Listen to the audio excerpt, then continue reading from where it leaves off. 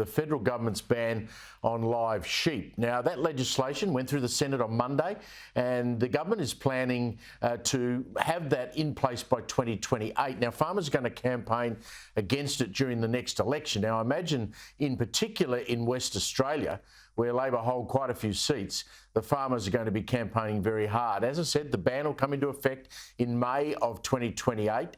I've seen the Agriculture Minister, Murray Watt, going, oh, well, you know, this will give the industry enough time to transition. He tried to make the point that it's an industry in decline. The farmers really violently disagree. Joining me now, and we've spoken to him on Friday nights before, Deputy Chief Executive Officer of the National Farmers Federation, Charlie Thomas. Charlie, great to see you again. Murray Watt saying, oh, well, it's an industry in decline. It's gone down around 90%. Does it really matter? Can you explain to us why it does matter? Thanks, Steve. I mean, he couldn't be more wrong. The 2028 deadline is an absolute disaster for industry. We spelt that out very clearly all the way through the election and post after he made this ridiculous announcement. What that means for producers in WA is they don't have enough time to transition the genetics of their flock for us to get the additional processing capacity in place that the government says will create new jobs in Australia.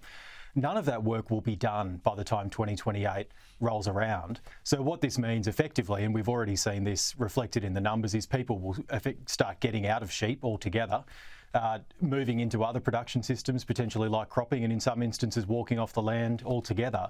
And what that means is, in fact, less jobs in these small farming communities in WA, nothing coming to take their place, and an awful lot of hurt. The merits of this haven't been tested at all. All we've had in recent weeks is a sham parliamentary inquiry through the House of Representatives, which was gave farmers 4 days to have their say. It had 2 public hearings, very open and shut consultation process with a predetermined outcome, and there's really been no thorough testing, no economic analysis of the jobs impacts and the flow and impacts of this for these regional communities, no actual assessment of the animal welfare outcomes. And because we know what the answer is there, we know the answer is that these countries will not shift to chilled and boxed meat. They will simply shift supply to source live sheep from countries with zero animal welfare standards. So this is a decision where the animals will suffer, the economy in WA will suffer, and our trade relationships, which have been built up over many, many years in the Middle East, will suffer too.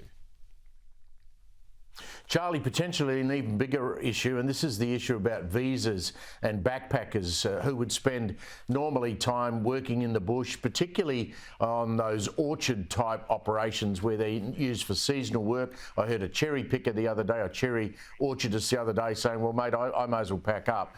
Are you going to make any inroads on this backpacker change? Because it's going to be really dangerous for the farming community, isn't it? It's a real concern, Steve. It's coming in 2 phases. So one has actually taken effect this week. So UK backpackers are already off the hook in terms of doing this 88 days of specified work in the regions. They make up about a quarter of all the backpackers, the working holiday makers in Australia at any given time. So that's a massive hit already in place this week. And so the flow and impacts of that are sort of yet to be felt, but we expect that'll be significant. And now the government's considering, through its migration review process, going further, looking at whether we basically delete this specified work requirement for these visas for people regardless of the country they come from. Now, we've been really clear to the government, if you do this and do it in a way that doesn't provide us with a realistic alternative in terms of an overseas workforce to come in and do these jobs, farming communities will be decimated. And when we're talking about backpackers, it's not just about the work they do. You know, they do significant work. There's 120,000 of them in the country at any one time. They do about 4.1 million hours worth of work each year. But it's not just getting the job done. It's what they bring to these local towns, and they bring dollars. Charlie Thomas, it was a great pleasure to catch up with you. Thank you very much, mate. Pleasure. Thanks, Steve.